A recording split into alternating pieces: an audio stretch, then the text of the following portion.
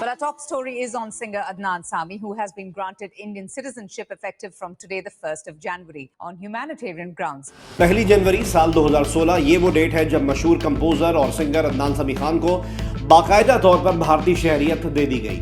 वो मार्च 2001 में मुंबई गए थे पाकिस्तान से और विजिट वीज़ा पर गए थे, और उसके बाद तवील कानूनी तगदो की और इसके बाद तवील इंतज़ार के बाद उनको 1 जनवरी 2016 को बाकायदा तौर पर भारतीय शहरी होने की दस्तावेज एक तकरीब में दी गई। Adnan Sami, congratulations for the Indian citizenship. It was a long pending fight. Absolutely, it's a dream come true. I am so grateful to the government of India. भारतीय शहरियत के 1955 के सेक्शन 6 के तहत अदनान समी खान को भारतीय शहरियत दी गई।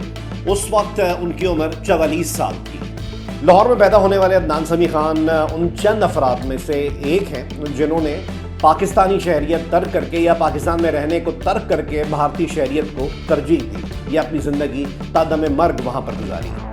अदनान के वालिद अरशद समी खान पाकिस्तान एयरफोर्स के पायलट थे, पाकिस्तान के 3 सुदूर के मोतमद ख़ास रहे। इसके अलावा नवाज शरीफ और बेनज़ीर भुट्टो साहिबा के और इनके अलावा कुछ दीगर शख्सियात के प्रोटोकॉल ऑफिसर भी रहे। 14 ममालिक में पाकिस्तान के सफ़ीर रहने का एजाज़ भी उनको मिला, और इसके अलावा 1965 की जंग में उनकी कारकर्दगी की बुनियाद पर उनको सितारा शुजात से भी नवाजा गया। भारतीय शहर मुंबई में कैंसर से लड़ते हुए साल 2009 में अरशद समी खान का इंतकाल हुआ। जोगेंद्र नाथ मंडल पाकिस्तान के पहले वज़ीर कानून थे। 3 साल वो पाकिस्तान के वज़ीर कानून रहे। इसके अलावा 2 अहम ओहदों पर भी रहे।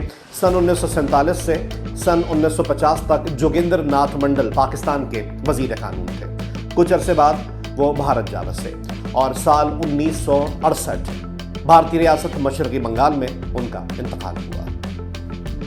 मारूफ अफसाना निगार क़ुर्रतुल ऐन हैदर के ख़ानदान में साल 1947 था जब उत्तर प्रदेश से पाकिस्तान हिजरत की थी। इसके कुछ अरसे बाद वो बरतानिया चली गईं, और साल 1960 में जब वापसी का इरादा किया तो उनकी डेस्टिनेशन पाकिस्तान के बजाय भारत थी, और ये उनकी अपनी चॉइस थी। उनकी वफ़ात 21 अगस्त 2007 को नोएडा में हुई और जामिया मिलिया इस्लामिया के कब्रिस्तान में मदफून हुई। पटियाला घराने के मशहूर क्लासिकल गायक उस्ताद बड़े गुलाम अली खान, जिनको कौन नहीं जानता, वो कसूर में पैदा हुए थे, लेकिन साल 1923 में जब उनकी उम्र महज 21 साल थी वो बनारस चले गए थे। इसके बाद 1947 में जब पार्टीशन हुआ तो वो पाकिस्तान चले आए।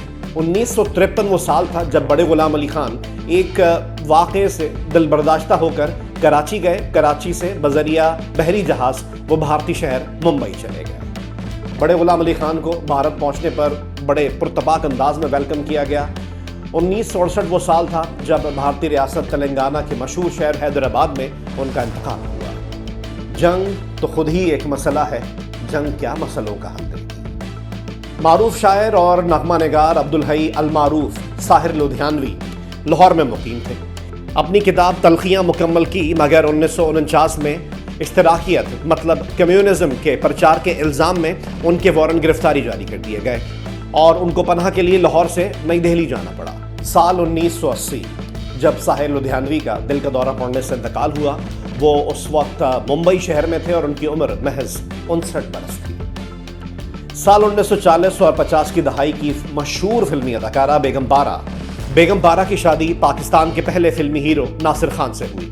नासिर खान दिलीप कुमार के सगे भाई थे। साल 1974 वो साल था जब बेगम पारा अपने शौहर नासिर खान के इंतकाल के बायस पाकिस्तान मुंतकिल हो गई थी, लेकिन सिर्फ 3 साल बाद ही कुछ वजूहात की बिना पर, यानी कि साल 1977 में बेगम पारा एक बार दोबारा भारत मुंतकिल हो गई।